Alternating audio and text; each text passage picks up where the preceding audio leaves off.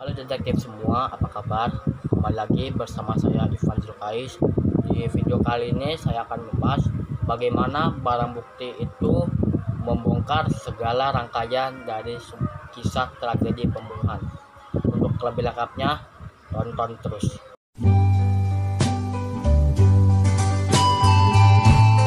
Buat detektif yang baru berkunjung di channel ini, saya ucapkan selamat datang.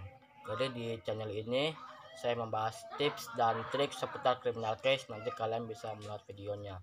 Jadi di minggu lalu saya membahas bagaimana sih barang bukti itu membongkar alasan kenapa pelaku itu membunuh korban.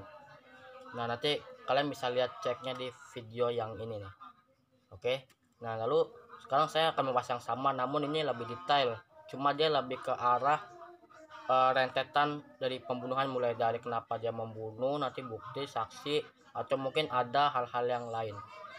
Jadi memang saat pembunuh melakukan aksinya gitu ya, kadang ini sih nggak harus dikaitkan dengan karena dia itu dendam ataukah dia punya sesuatu hal yang memang dirasa nggak enak, tapi memang ada juga dia tuh punya rasa benci, dendam. Nah, oleh karena itu dia membunuh si korbannya.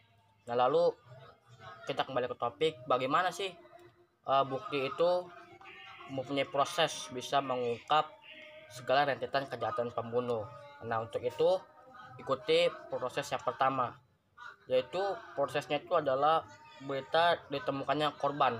Ya, jadi ketika korban itu tewas, nanti hal itu bisa diketahui dari penyuruh-penyuruh sekitar atau mungkin bisa juga tetangga, karena bisa jadi korban itu uh, tinggal di tempat yang ramai dan bertetangga, sehingga tetangganya ini melaporkan kalau melihat dia tuh dalam keadaan tewas gitu.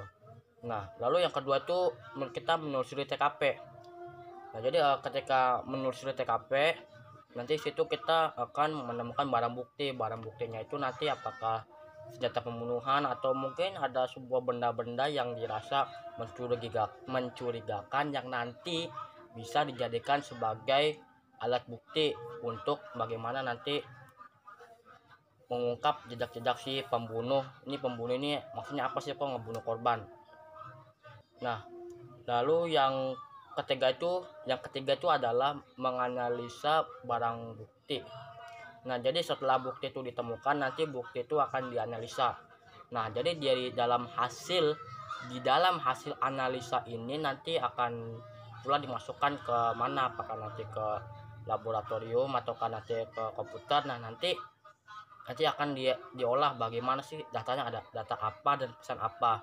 Namun apakah ketika kita menganalisis barang bukti hanya sekedar itu, nah itu justru itu lebih, bahkan korbannya pun itu ada salah satu barang bukti yang bisa dibilang itu mungkin sampel lab gitu. Jadi ketika diotopsi oleh namanya itu Nathan Pandit gitu, nanti diotopsi, contoh kayak kasus Walujo ini ada bapak-bapak gitu ya, dia itu meninggal karena dia kena lampu gantung gitu ya. Nanti itu akan dianalisis, nanti dia itu lukanya apa, terus dia itu ada apa sih, korban itu pembunuhnya itu sempat pegang korban apa enggak gitu. Jadi ya kan akan dianalisis nanti apa kesimpulan yang didapat. Nah, lalu setelah kita melakukan analisis mendalam mengenai barang bukti yang sudah kita temukan, nah lalu kita yang keempat itu adalah menanyakan kepada saksi mengenai tragedi pembunuhan. Jadi setelah kita menyelesaikan analisisnya, nanti akan ditemukan bukti, atau bukti ini bisa juga berisi nama itu. Bagaimana nama itu bisa ada di situ? Nah, itu biasanya didapatkan dari barang buku atau mungkin kertas-kertas gitu yang dinamakan sebagai wujud identitas bahwa ini punya saya.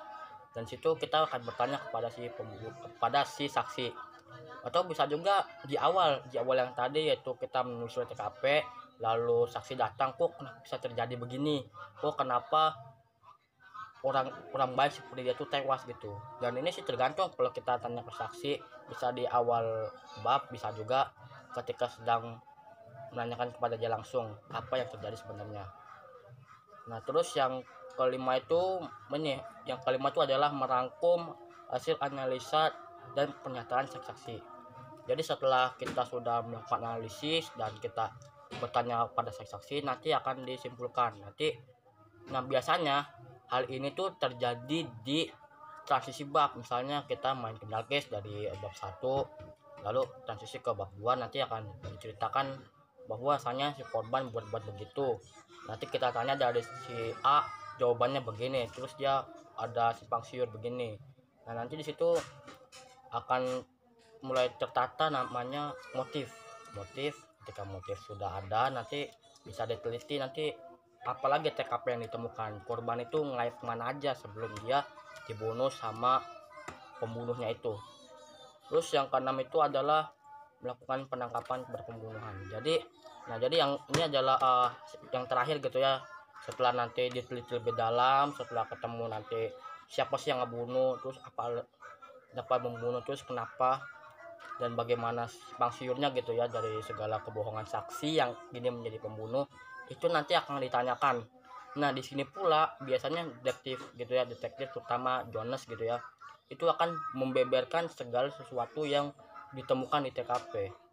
Nanti tujuannya apa? Biar pembunuh itu ngaku, karena pembunuh itu selalu melakukan alibi itu semacam sebuah kebohongan yang memang dia rasa itu biasa lah gitu. Saya tuh nggak ngebunuh dia karena saya ini orang baik. Masa iya saya orang baik ngebunuh? Kan nggak mungkin gitu. Itu adalah biasa alasan pembunuh gitu. Jadi dengan bukti itu saya mengambil kesimpulan bahwa bukti itu bisa mendorong yang namanya jalan cerita si pembunuh.